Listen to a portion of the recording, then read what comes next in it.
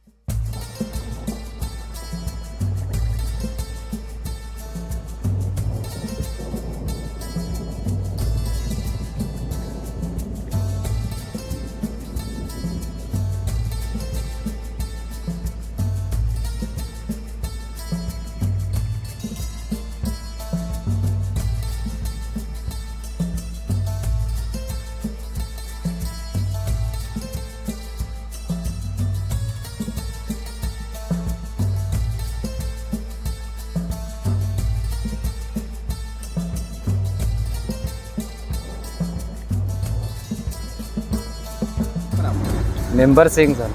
जी, आप कहाँ से कहाँ जा रहे हो? तो सड़क हादसा कहाँ पे हो, क्या हुआ? सर सपारा चौकड़ी से बैठा था मुंबई से और उदयपुर जा रहा था, तो रास्ते में आनंद के आजू बाजू ही हाईवे पे बस का टायर फटने के कारण साइड पे लगाया बस को, और कुछ सवारी नीचे उतर गई थी, कुछ अंदर बैठी थी, तो पीछे से ट्राला आ रहा था, उसने ठोका जो डिवाइडर पे जो इंसान बैठे थे 7-8, वो स्पॉट पे मर गए। આજરોજ તારીખ 15/7/2024ના સવારના 4 વાગ્યાના સુમારે વડોદરાથી અમદાવાદ તરફ એક્સપ્રેસ હાઈવે ઉપર ચીખોદરા રાસનોલ રોડ ઉપર આવેલ બ્રિજ નંબર 19થી આગળ એક રાજસ્થાન પાસિંગની રાજસ્થાન જતી લક્ઝરી બસ નંબર AR01Q 5544માં ટાયરમાં પંચર થયેલું હતું અને ટાયરનું પંચર કરતા હતા ડ્રાઈવરને ક્લીનર। તે સમયે વડોદરાથી અમદાવાદ તરફથી જતી ટ્રક નંબર GG01 ET 3170 એને ટક્કર મારેલી। આ દરમિયાન લક્ઝરી બસમાંથી જે સાઈડ પર ડિવાઈડર પાસે બેસેલા હતા તે પૈકીના 3 મહિલા અને 3 પુરુષોના કરુણ મોત નીપજેલા છે અને 9 જેટલા ઇન્જર્ડ થયેલા છે.